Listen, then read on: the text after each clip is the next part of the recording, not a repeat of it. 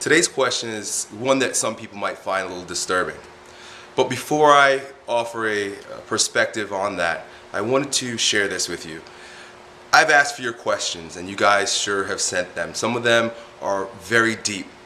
I want you to know that I cannot offer you a solution. I cannot fix anything. All I can do is offer you a perspective, a way of looking at things that may be 180 degrees differently than what you're used to. From that perspective, you might find some resourceful behavior to proceed with.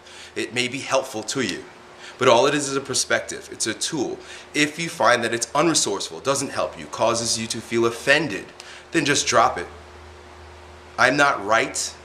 Nothing that I say is true. It's just a perspective.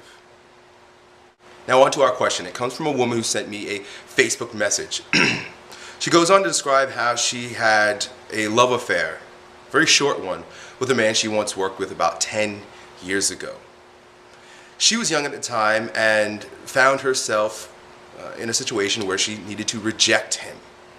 She didn't really love him. They were having sex. He didn't feel the same way. He was very attached to her.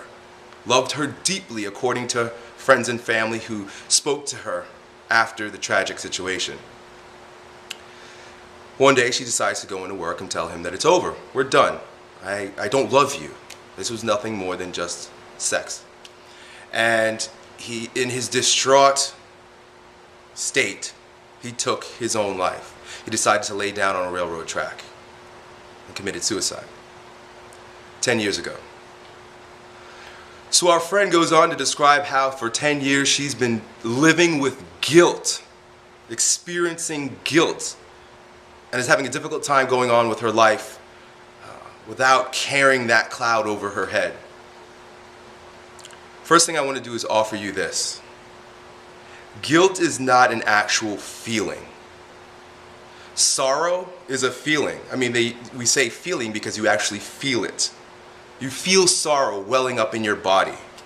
You feel joy welling up in your body. Guilt is a concept whereby a moral obligation, a moral judgment from the mind and from the environment, from other people, is being placed on an actual feeling. So guilt is actually a conflict of interests. You're feeling a particular way, but there's a moral judgment being placed on it. So for example, when you're a kid and you especially during the ages of 4 to 6, when you're exploring your sexuality for the first time, you feel sexual, but your parents tell you, well, don't touch your vagina, don't touch your penis, or whatever the case may be. And then there's a moral judgment placed on what you naturally feel. Sexuality is a real feeling, you feel it in your body. The moral judgment placed on sexuality or guilt, or sorrow or joy is where the conflict arises. So what you're experiencing is a conflict of interest between the ego and your body. What I would offer you and what I would invite you to do is to get in touch with the actual feeling. What are you feeling in your body? Now, it's not about being right or wrong about this feeling. You may be feeling joy about the situation. There tends to be a thread of righteousness with every form of guilt. And it stems from the fact that there's a part of you that feels, well, I should feel this. Do you feel joy? Do you feel like, he deserved it? He was harassing me and serves him right? Again, I'm not here to judge or tell you what's right or true. It could be right, it could be wrong. I'm not here to judge. You're feeling it. If it happens to be joy, be with the joy. Express it fully, not in front of your friends or family or that person's family. Go and look at a picture of this individual and talk to him. You deserve this. Damn right. And I feel great. Ha ha ha ha ha. That was an evil laugh. Joyful laugh. I can't really give you a joyful laugh in a situation like this. But if you feel joy, it's yours. Feel it. Be with it. Be with it 100% so that you can be done with it. And then the moral judgment will have nothing to stand on. There'll be no more conflict. If you feel sorrow, You deeply, deeply regret what you did. You truly are sorry. Not because of the moral judgment, but because you actually feel sorry. You have sorrow welling up in your body that is yours.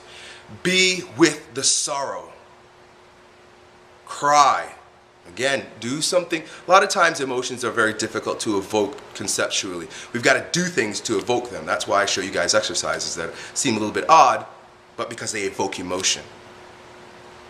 In order to evoke joy, pretend laughing. Pretend to laugh until you actually laugh. To evoke tears, sobbing, because of the sorrow that you actually feel, not that has been imposed on you. Pretend to cry until the tears actually come. Wail. Until the tears come. Sometimes we've got to fake it in order to actually release the emotions that we're carrying, the true feelings that we're carrying. So again, this is not a solution, it's a perspective. I'm giving you permission to feel the true feelings welling up in your body. You can no longer rebel against them, especially through a moral judgment. Moral judgments of the head. Your feelings, the sorrow, the joys of your body. That mind-body split is what destroys us.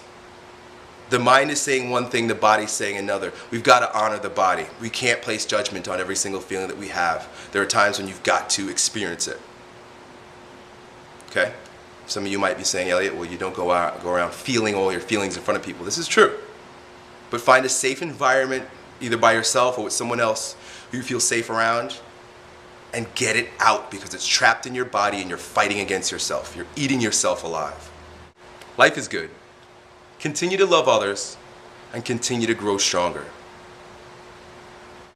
Elliot said, what?